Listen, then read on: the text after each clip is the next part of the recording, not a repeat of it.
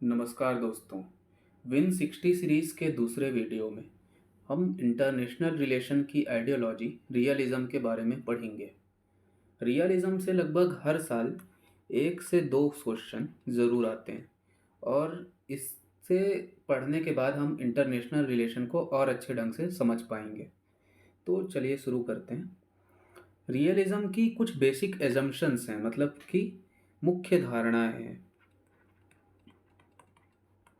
कुछ इसकी basic assumption है जो हम समझेंगे। इसकी पहली बेसिक एजम्पशन है कि जो मानव का स्वभाव है,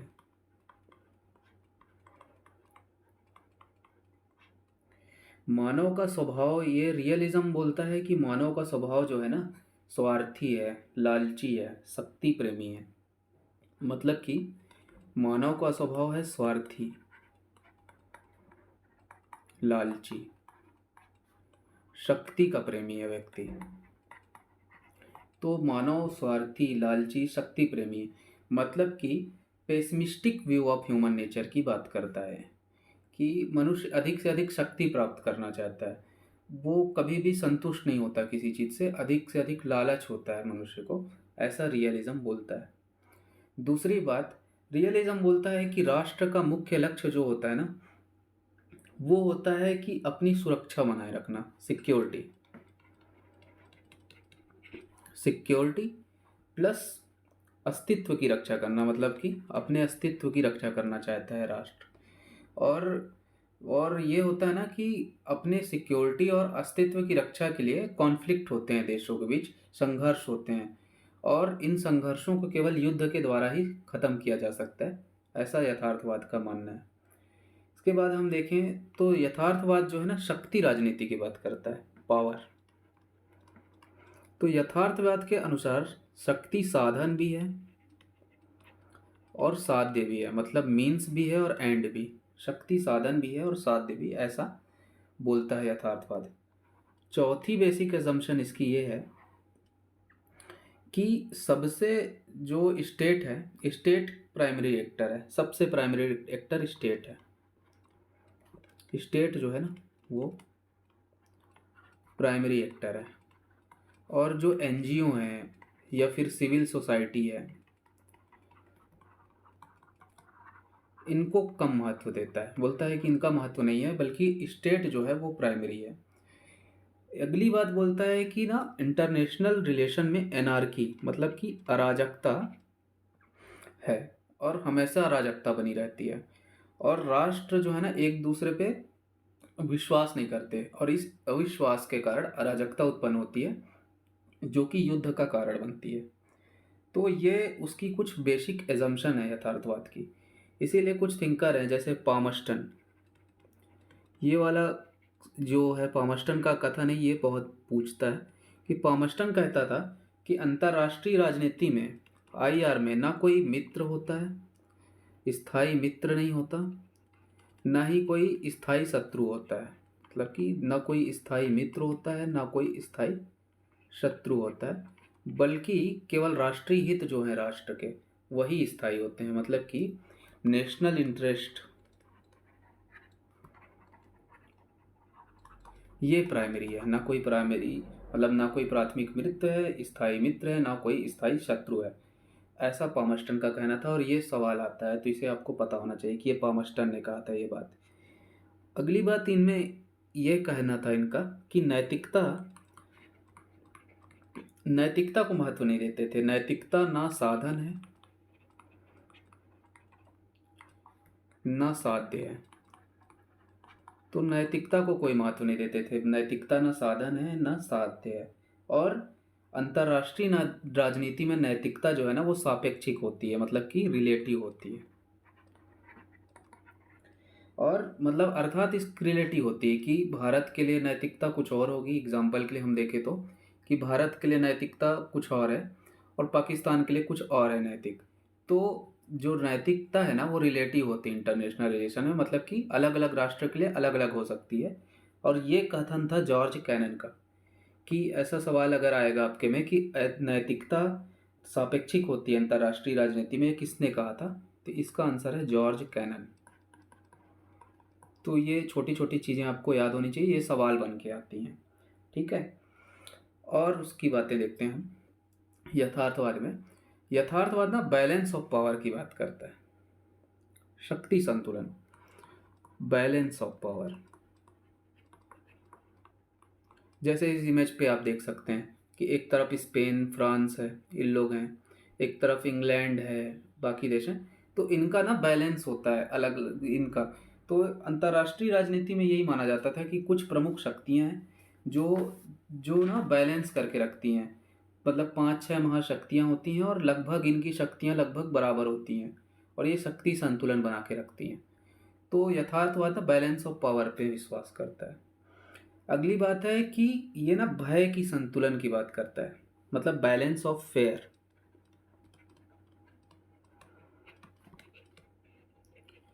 तो स्टीफन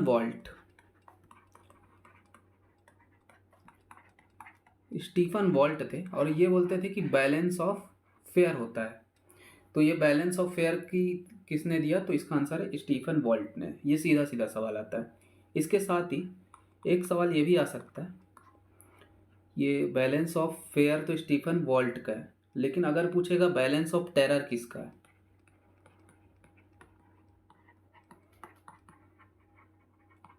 तो बैलेंस ऑफ टेरर जो है वो चर्चिल ने दिया था। तो ये सवाल बन सकता है कि बैलेंस ऑफ फेयर किसका है, तो यह है स्टीफन वॉल्ट का, और बैलेंस ऑफ टेरर जो है वो चर्चिल का है। ठीक है, ये ना सुरक्षा दुविधा की बात करता है यथार्थवाद, सुरक्षा दुविधा या सिक्योरिटी डिलेमा।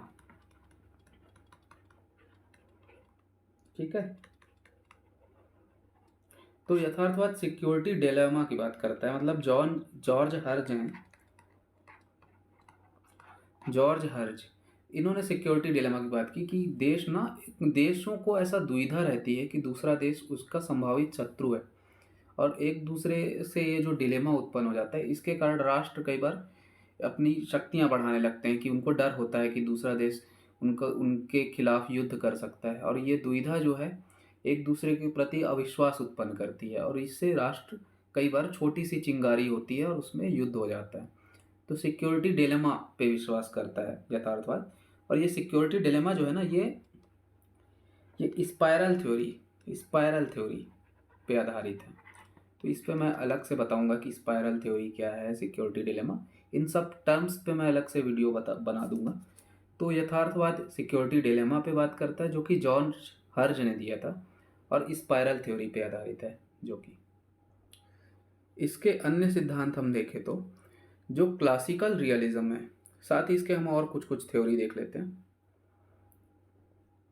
रियलिज्म की। एक है प्राधान्य स्थिरता सिद्धांत। ये पूछते हैं इसलिए मैं इनको बता दे रहा हूँ, बस आपको पता होना चाहिए कि ये किसने दिया था। तो प्राधान्य स्थिरता सिद्धांत जो है ये रॉबर्ट गिल्पिन का है। ये सवाल पूछ सकता है कि ये किसका है, तो ये है रॉबर्ट गिल्पिन का। ठीक है, तो प्राधान्य स्थिरता सिद्धांत जो है वो रॉबर्ट गिल्पिन का है। अब हम आगे देखते हैं। तो क्लासिकल रियलिज्म जो है ना, उसके कुछ थिंकर हैं, जैसे जो पहले के थिंकर थे। जैसे एक था थ्यूसिडाइड ना ग्रीक थिंकर थे, और इन्होंने अपनी बुक लिखी the history of the Peloponnesian war. इसमें इन्होंने कहा कि राज्यों की शक्ति जो है ना असमान होती है, राज्यों की शक्ति असमान होती है। मतलब कोई राष्ट्र ज़्यादा शक्तिशाली होता है, कोई राष्ट्र कम शक्तिशाली होता है, और इसके कारण राष्ट्रों के बीच युद्ध होता है। ठीक है, तो राज्यों की असमान शक्ति और क्षमता होती है, ऐसा थ्यूसिडाइड ने कहा था हिस्ट्री ऑफ पेलोपोनेशियन वॉर में। यथार्थवाद के अन्य क्लासिकल थिंकर जैसे हमारे कौटिल्य। ठीक है, कौटिल्य हैं, शुंजू ने बुक लिखी थी द आर्ट ऑफ वॉर। इसी की तरह मैकियावेली बुक लिखते हैं द प्रिंस, और द प्रिंस में मैकियावेली क्या बोलते हैं कि वर्ल्ड इज डेंजरस प्लेस।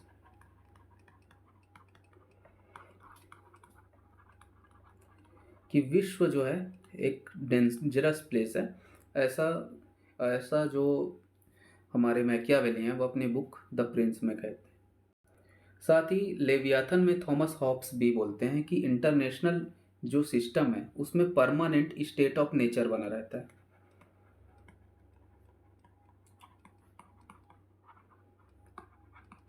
और हॉब्स का अगर स्टेट ऑफ नेचर आप पढ़ेंगे तो हॉब्स के अनुसार जो प्राकृतिक अवस्था थी उसमें अराजकता की स्थिति थी, हर व्यक्ति का शत्रु था। तो वो बोलते हैं कि अंतर्राष्ट्रीय व्यवस्था में हमेशा स्टेट ऑफ नेचर बना रहता है, ऐसा थॉमस हॉब्स का कहना था। लेकिन यथार्थवाद की मुख्य अवधारणा जो देता है वो है हैंस जे मार्गेनथाउ। हैंस जे मार्गेनथाउ ना अपनी बुक लिखते हैं politics among Nations. Politics among nation में मॉर्गेनथाउ यथार्थवाद की बात करते हैं। इसका सब टाइटल भी आपको पता होना चाहिए क्योंकि कई बार पूछता है, the struggle for power and peace. तो मॉर्गेनथाउ की बुक है politics among nation, the struggle for power and peace. तो मॉर्गेनथाउ बोलते हैं कि जो मनुष्य है ना वो है पॉलिटिकल एनिमल। मनुष्य है पॉलिटिकल एनिमल और उसमें ना हमेशा शक्ति की आकांक्षा होती है, जिसको मॉर्गेनथाउ बोलते हैं। ये टर्म्स पूछे जा सकते हैं। तो मॉर्गेनथाउ बोलते हैं कि मनुष्य में ना एनिमस डोमिनेंडी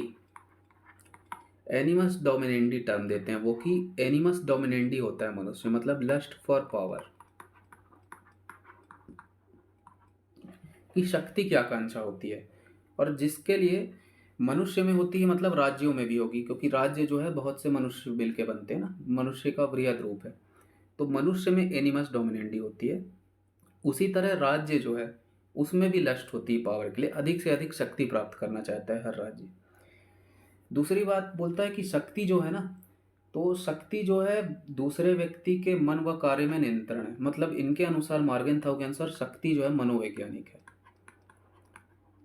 ठीक है, ये सवाल आ सकता है कि मॉर्गेनथाउ के अनुसार शक्ति क्या है। तो मॉर्गेनथाउ के अनुसार शक्ति मनोवैज्ञानिक है और अंतर्राष्ट्रीय व्यवस्था में शक्ति के लिए संघर्ष है। तो अंतर्राष्ट्रीय व्यवस्था क्या है? शक्ति के लिए संघर्ष है, ये कहा था मॉर्गेनथाउ ने।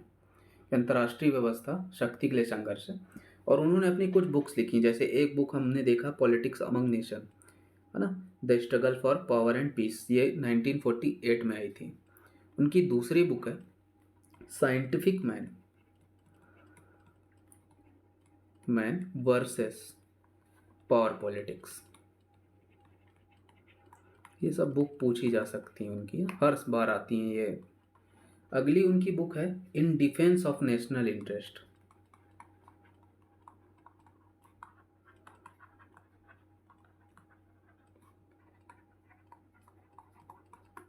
चौथी बुक है उनकी डिलेमा ऑफ पॉलिटिक्स।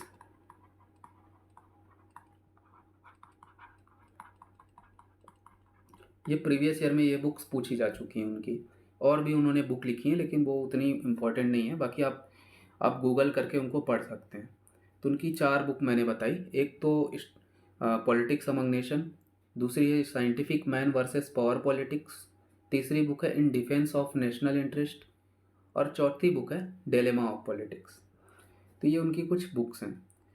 अगली बात कि मॉर्गेनथाउ ना, उसके ये चीज़ बहुत आता है कि उसके 6 प्रिंसिपल हैं मॉर्गेनथाउ के, जिनको हम एक एक करके देखते हैं। तो मॉर्गेनथाउ ने अपने 6 प्रिंसिपल्स दिए। उनमें पहला प्रिंसिपल मॉर्गेनथाउ का ये है कि देखिए, राज्य जो है वो लोगों से मिलकर बनता है, मनुष्य से मिलकर बनता है। तो पहले मनुष्य की बात करेगा मॉर्गेनथाउ।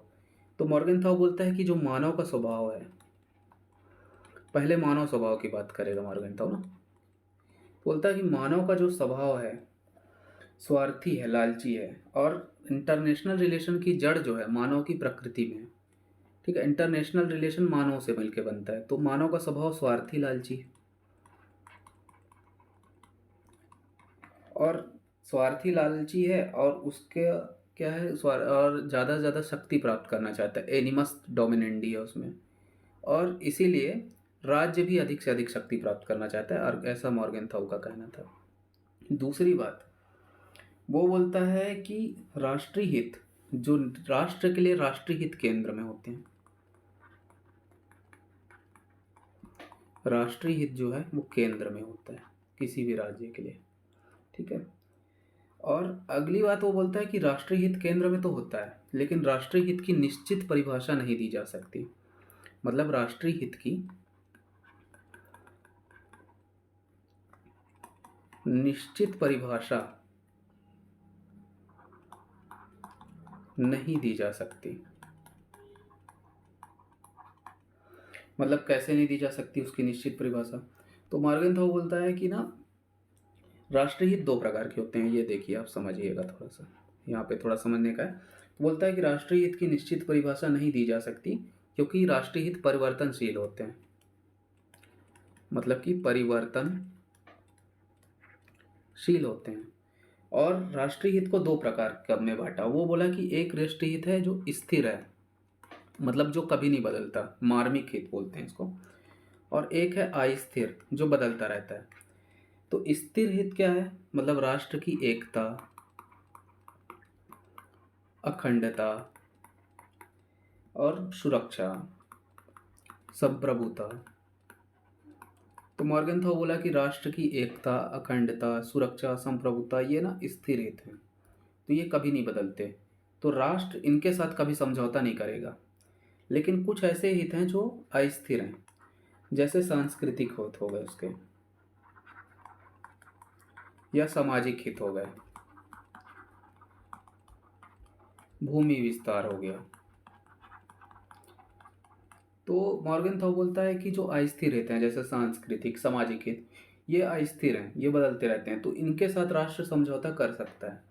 लेकिन जो स्थिर हित हैं, एकता, अखंडता, सुरक्षा, संप्रभुता, इनके साथ राष्ट्र समझौता नहीं करेगा। तो तीसरा नियम यही था कि राष्ट्रीय हित की निश्चित परिभाषा नहीं दी जा सकती क्योंकि राष्ट्रीय हित परिवर्तनशील है। ये आपको समझ आ गया होगा, है ना। इसके साथ साथ मॉर्गेनथाउ ने ना जो हित हैं उनको तीन भागों में भी बांटा था। वो बोला कि एक होता है सब नेशनल इंटरेस्ट, ये पूछ सकता है सब नेशनल इंटरेस्ट। तो सब नेशनल इंटरेस्ट क्या होता है कि कुछ ना एलिट्स के हित होते हैं, मतलब कि संभ्रांतों के हित होते हैं, राष्ट्र के हित नहीं होते। मतलब कि मान लिए भारत के उद्योगपतियों का कुछ हित है कि उनको ना किसी देश से कुछ हित है, उनका बांग्लादेश से कुछ हित है उद्योगपतियों का कि वहाँ पे प्राकृतिक संसाधन है, उनको उसे उस पर कब्जा करना है। जैसे अमेरिका का हित था कि इराक के जो तेल के कुएं हैं उनमें उसको कब्जे करना था। लेकिन अमेरिका का हित नहीं था वहाँ पे इराक में हमला करना, लेकिन अमेरिका के एलिट्स का हित था। तो जो सब नेशनल इंटरेस्ट होता है ना, वो देश का हित नहीं होता, वो वहाँ के कुछ एलिट्स का हित होता है। मतलब कि जो वहाँ के सम्भ्रांत हैं, जो एलिट वर्ग है, उनका हित होता है, उसको सब नेशनल इंटरेस्ट बोलते हैं। एक होता है अन्य राष्ट्रीय हित, अन्य राष्ट्रीय हित, और एक होता है अधिराष्ट्रीय हित। ठीक है, तो तीन प्रकार में इनको बांटा था मॉर्गेनथाउ।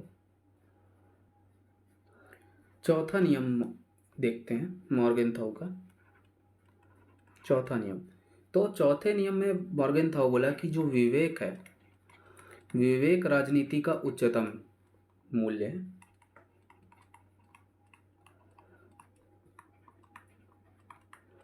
मतलब जो राष्ट्र है वो विवेक से सोचता है। राष्ट्र जो है ना, देश वो हमेशा विवेक से सोचता है, तार्किक सोचता है। देश कभी भी ना, कभी भी इमोशनल नहीं होता राष्ट्र, वो विवेक से सोचता है। एग्जाम्पल के लिए, रशिया ने यूक्रेन पे हमला किया तो भारत कभी भी इमोशन में नहीं बहा कि यूक्रेन वालों के साथ बहुत बुरा हो रहा है तो हमको उनकी मदद करनी चाहिए या फिर हमको रशिया का विरोध करना चाहिए। हमने ऐसा नहीं किया, बल्कि हम तार्किक रूप से सोचे कि हमारा राष्ट्रीय हित कहाँ पे जा रहा है, हमको किससे फ़ायदा है, और उस आधार पे हमने अपना निर्णय लिया। तो जो राष्ट्र है वो विवेक से सोचता है। तो चौथा उसका नियम है कि विवेक राजनीति का उच्चतम मूल्य है। मॉर्गेनथाउ का पांचवा नियम है कि जो राष्ट्र के नैतिक मूल्य हैं, राष्ट्र के नैतिक मूल्य सार्वभौमिक मूल्य से अलग होते हैं।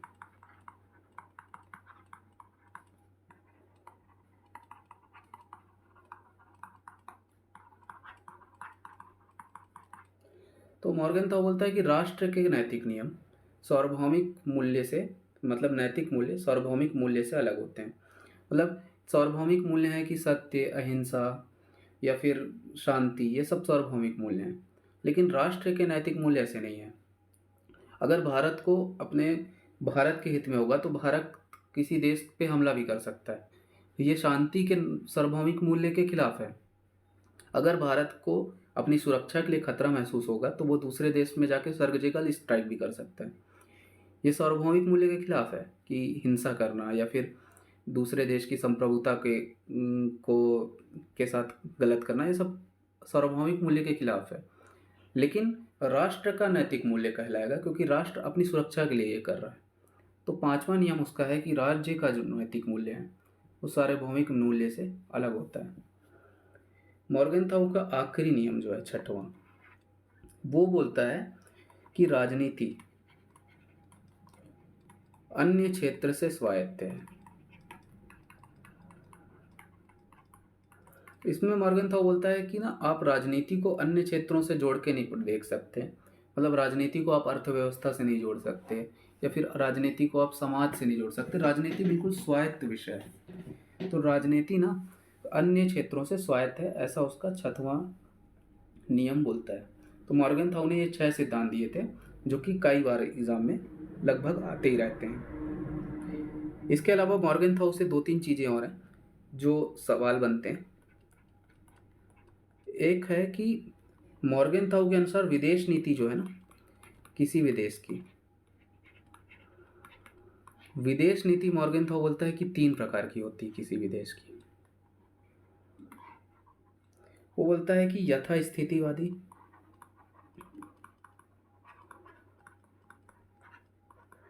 एक होता है परिवर्तनवादी और एक होता है साम्राज्यवादी। मॉर्गेनथाउ बोलता है कि यथास्थितिवादी कौन होते हैं, तो वो बोला कि जो देश कमज़ोर होते हैं वो यथास्थिति बनाए रखना चाहते हैं, वो जैसे हैं वैसे ही रखना चाहते हैं इंटरनेशनल व्यवस्था को, विदेश नीति उनकी बदलते नहीं है वो। परिवर्तनवादी वो देश होते हैं जो अपने मतलब विकासशील देश होते हैं, जो अपनी शक्ति को बढ़ाना चाहते हैं, वो परिवर्तनवादी होते हैं। और इसका अगला चरण है साम्राज्यवादी, कि देश जब अपनी शक्ति बढ़ा लेता है तो और दूसरे देशों के संसाधनों पर कब्जा करने का प्रयास करता है, जिसको बोलते हैं साम्राज्यवादी। तो मॉर्गेनथाउ के अनुसार विदेश नीति 3 प्रकार की होती है, यथास्थितिवादी, परिवर्तनवादी और साम्राज्यवादी। वो बोले कि शांति स्थापना के भी 3 नियम, 3 उपाय हैं। शांति स्थापना के उपाय मॉर्गेनथाउ के अनुसार। तो मॉर्गेनथाउ बोलते हैं कि शांति स्थापना के लिए ना, एक तो आप प्रतिबंध लगा सकते हो। प्रतिबंध द्वारा मतलब ऐसा देश जो शांति स्थापना करने में खलल उत्पन्न कर रहा है, उस पर प्रतिबंध लगा दो, ठीक है। दूसरा एक होता है कि रूपांतरण मतलब कि जो विश्व राजनीति है उसको रूपांतरित कर दो, उसको बदल दो। जैसे विश्व सरकार की स्थापना कर दो शांति के लिए, तो विश्व सरकार चेक एंड बैलेंस बना के रखेगी राष्ट्रों के मध्य। तो एक होता है रूपांतरण। और तीसरा उपाय जो सबसे अच्छा माना जाता है वो है सुलह। तो मॉर्गेनथाउ बोलते हैं कि शांति स्थापना के लिए 3 उपाय हो सकते हैं। एक तो होता है प्रतिबंध द्वारा, एक होता है रूपांतरण द्वारा और तीसरा होता है सुलह द्वारा। तो ये तो हो गया यथार्थवाद मॉर्गेनथाउ के अनुसार। अब हम देखेंगे कि इसकी आलोचना किसने किसने की है। तो इसकी आलोचना में ना नेबूर है एक। नेबूर बोलता था कि ना ये आदर्शवादी जो हैं, आदर्शवादी हैं प्रकाश के पुत्र, और यथार्थवादी जो हैं ये अंधकार के पुत्र हैं। तो इनको अंधकार पुत्र बोला, अंधकार मतलब तिमिर पुत्र भी बोला। मतलब ये तिमिर हिंदी में अंधकार बोलते हैं। ये अगर सवाल है तो यथार्थवादियों को अंधकार पुत्र या तिमिर पुत्र किसने कहा, ये नेबूर ने कहा था। दूसरा, जैसे स्टेनले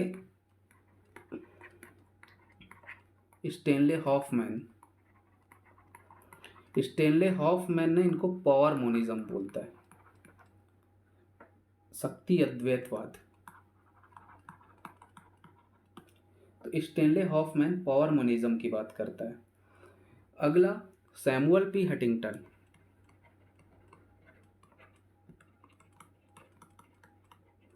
तो सैमुअल पी हंटिंगटन की बुक है, फेमस बुक है क्लैश ऑफ सिविलाइजेशन। तो सैमुअल पी हंटिंगटन बोलते हैं कि राष्ट्र मुख्य एक्टर नहीं होता बल्कि सभ्यताएं होती हैं। मतलब कि सभ्यताएं होती हैं मुख्य एक्टर, मतलब राष्ट्र मुख्य एक्टर नहीं होते, देश नहीं होते, बल्कि सभ्यताएं होती हैं। और अभी जो युद्ध होंगे ना वो राष्ट्रों के मध्य नहीं होंगे बल्कि सभ्यताओं के बीच होंगे। मतलब क्लैश ऑफ सिविलाइजेशन होगा कि ईसाई सभ्यता और जैसे ईसाई सभ्यता और दूसरा जो हमारी इस्लामिक सभ्यता है, इनके बीच युद्ध होगा, है ना। देशों के बीच नहीं होगा। ईसाई सभ्यता और जो चीनी सभ्यता है इनके बीच युद्ध होगा, तो सभ्यताओं के बीच संघर्ष होगा। और एक है टिकनर। टिकनर ने ना मॉर्गेनथाउ के सिद्धांत को पुरुषवादी सिद्धांत बोला और इसने अपने 6 सिद्धांत दिए। टिकनर नारीवादी विचारक हैं, तो इन्होंने अपने 6 सिद्धांत दिए, ठीक है। और एक है बैनो, ये सब पूछ सकता है इसलिए मैं बता रहा हूँ। जैसे बैनो वासरमैन, तो बैनो वासरमैन बोलते हैं कि जब तक मॉर्गेनथाउ का यथार्थवाद अंतर्राष्ट्रीय राजनीति में प्रभावशाली है तब तक कोई भी वैज्ञानिक सिद्धांत नहीं दिया जा सकता। तो ये वैज्ञानिक सिद्धांतों के खिलाफ है यथार्थवाद, ऐसा बैनो वासरमैन बोलते थे, है ना। और जैसे हॉफमैन है, वो बोलते थे कि ये एक ऐसा सिद्धांत है जो अस्पष्टताओं विसंगतियों से भरा हुआ है, तो वो इसे अस्पष्ट बोलते थे हॉफमैन। तो ये कुछ इसके आलोचक हैं। तो हमने देखा क्लासिकल रियलिज्म को, यथार्थवाद को, मॉर्गेनथाउ के यथार्थवाद को। और अभी वीडियो लंबा हो रहा है, अब हम नेक्स्ट वीडियो में बाकी के इसके प्रकार देखेंगे यथार्थवाद के। धन्यवाद। आप वीडियो को शेयर करते रहिए और लाइक करिए ज़रूर, मुझे अच्छा लगेगा। धन्यवाद।